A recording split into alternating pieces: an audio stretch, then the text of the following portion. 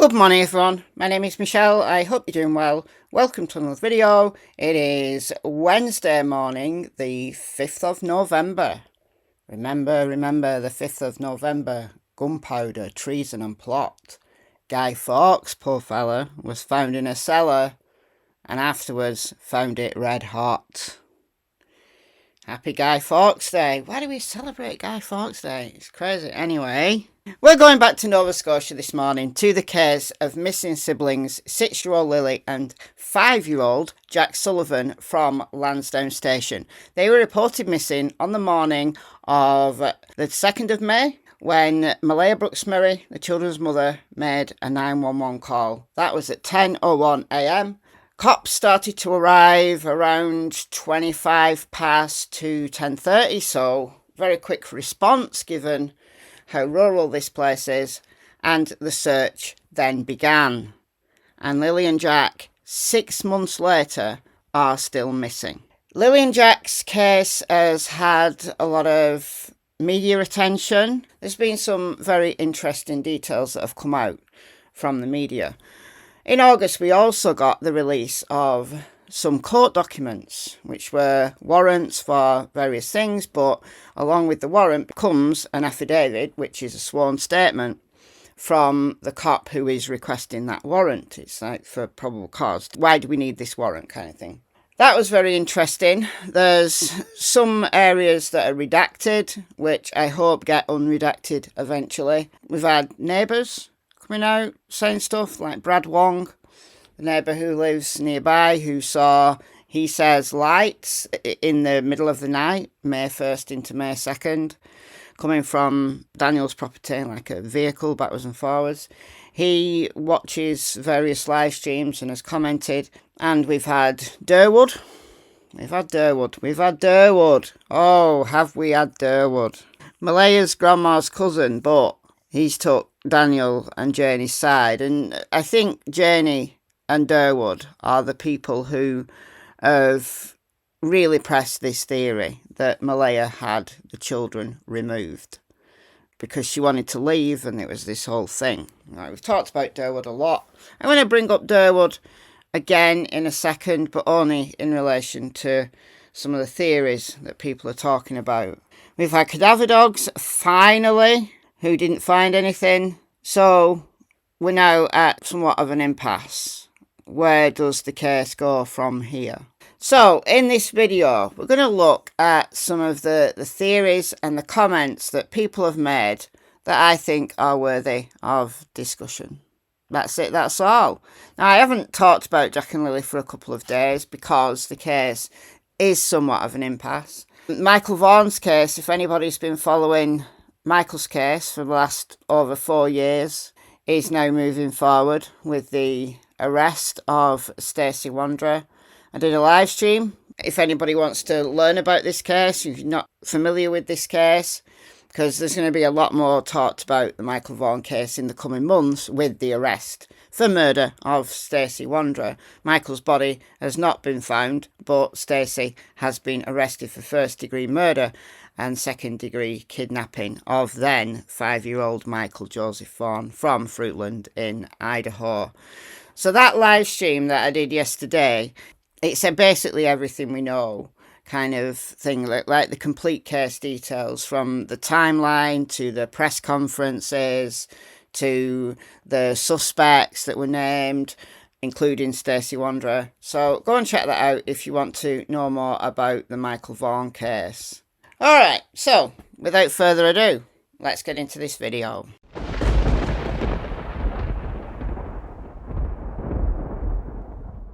Before we do, can I just ask, if you're not yet subscribed, please do so. I'm trying to get to 100,000 subscribers by the end of this year, and with your help, I can do it. If you are subscribed and you still want to help me out, then like the video, leave a comment, it's considered engagement by YouTube, and share the video. Share the video to anybody who you think might like my channel. If they're into true crime or missing persons cases, then they might like my videos and they'll subscribe as well. So this is the Jack and Lilly Uncensored Facebook group. There's a lot of theories in here. Some people complain about it. Nearly every post this person makes in this group meant for discussion has the comments turned off. They have no desire to have discussion or even seek answers for the ridiculous questions and accusations. It appears their sole purpose is to stir the pot, make baseless accusations without rebuttal, and seek their own posts, which are merely incoherent ramblings. Why is this allowed in a group meant for discussion? There are a lot of things posted in this group I disagree with, but they fit the criteria of uncensored discussion. This person does not. This is about Derwood. Derwood's theory. Now, Derwood has come out and talked a lot on YouTube. He used to appear on It's a Crime and Shame. He's talked to CBC News about it. He really believes it. But some people have turned that on its head and believe that Derwood is the one who is responsible for the children being taken. I don't believe Derwood is the person who took the kids, but who knows? Anything's possible. Derwood had planned with mastermind Janie to take the kids, and Daniel went along with it. Why? Because Malaya was talking and exposing the drugs to everyone, and they wanted her to shut her mouth. Easy way was to take the kids, then someone somewhere along, someone changed the plan, listen to Janie say, bring them back at night, we don't have cameras, whoever took them, we want them back. We have no cameras, drop them off at night in the driveway, effing scum, RCMP, get your ass, and do more. Belinda should sue RCMP for the screw-ups. Derwood and Janie's mastermind plan, Daniel just went along with it to get back at Malaya, and here we are. So, if Janie wanted the children to be brought back, well, where are they then? And if Derwood was responsible for Lilly and Jack being taken, surely he wouldn't come out on Facebook and YouTube. He'd have just stayed in the shadows, in the weeds, wouldn't he? So, I don't know. Anything's possible. This person says, I kind of think that Malaya and Daniel both don't know where the children are and possibly suspect each other. She's probably doubting his innocence, and he and Janie believe she had the children taken away. A possibility. Now, I agree with that. Possibly. If Malaya and Daniel don't know what happened to Jack and Lilly, then yeah, they probably do suspect each other. But if you say that neither of the primary guardians know what happened to Jack and Lilly, then you keep open the possibility that they just wandered off. And Malaya and Daniel don't know exactly what time they left. We know from the court documents that the police were told that they were last seen around 8, so they could have disappeared any time from 8 o'clock in the morning to 9:40. That's a big window of time, given that the cops were called at 10:01 and then they started to arrive by 10:30. If Lilly and Jack went out of their own volition at 8 o'clock, they've had 2.5 hours head start on the searches. This is another post about the pink blanket. And Daniel did say that the cops told him that the blanket was planted. So this person says, Daniel stated the police have confirmed to him that the pink blanket in the tree was planted. Malaya's sister, that's Haley, and 2 other family members discovered it at 3:24 p.m. I don't know that time is spot on, but anyway. The afternoon bus came through somewhere around 3:49 p.m. It's confirmed that both the morning and afternoon buses have road surveillance. It would be interesting to know if the morning bus has the pink blanket on surveillance. Of course, only the police know that. So, if police have confirmed, according to Daniel, that the blanket in the tree was planted, wouldn't we now be looking at a criminal investigation? To note, I find it very hard to believe that the police would tell him this, but who knows? Nothing about this case makes sense to this point. I agree with that. I don't know that the cops would tell him that the blanket was planted, unless they believed that Daniel planted the blanket. And they're saying, yeah, we believe the blanket was planted, to gauge his reaction. Given that he has been hauled into RCMP for another interview recently, another 2-hour interview, then we know that they still want information from Daniel and presumably Malaya. So I think the cops may have said, we believe the blanket was planted. But it's not about Haley and Hayden planting the blanket. It's about Daniel planting the blanket. And they were gauging his reaction. That's the way I think RCMP would have told him that information. People and their theories on here are sickening. You all think you have problem, reaction, solution. You're idiots. By the way, I'm not Derwood or Daniel or anyone but an observer. Some of these theories are, I think, stretching, really reaching. Some of the more, let's say, imaginative ones, they are really reaching. But it's a discussion group. Janie's property, 1407 to 1373, which is Melvin Geddes' property, to Glengarry Station. I wonder what the RCMP were looking at in Glengarry Station and what clues they may have found. Don't know. Daniel and Darren Geddes, what y'all been up to that night, Thursday night, May 1st, 2025? I believe that Daphne's case files on YouTube is onto something big. I haven't seen what she's been talking about, but I will go and check. Is that where Jack and Lily are buried? Or are they in the water somewhere? What was caught on surveillance footage? Daniel and Darren, were you up to something? I believe the neighbours 100%, allegedly, in my opinion. So this person is saying Daniel and Derwood were up to something. So there's Glengarry Station right down here. There's Lansdowne Station. And we know that cops were looking for surveillance video this far away from Gallop Road. So we do know that. But I don't know what Daphne's case files has been saying.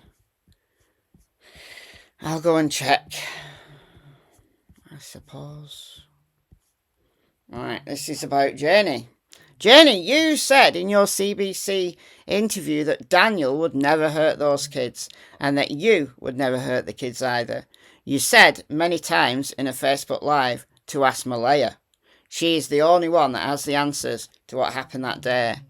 And you begged her to come out and talk. But Janie, how do you know this? What information are you holding back?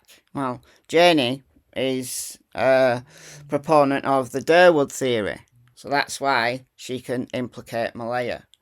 If you nor Daniel would never hurt the kids, which I believe, by the way, don't you realise that by keeping silent about what you know about Malaya's involvement and keeping silent about it most certainly hurting Jack and Lily, if your heart tells you they're alive and you and Daniel had nothing to do with their disappearance, then please be the one to speak up so Jack and Lily can be found.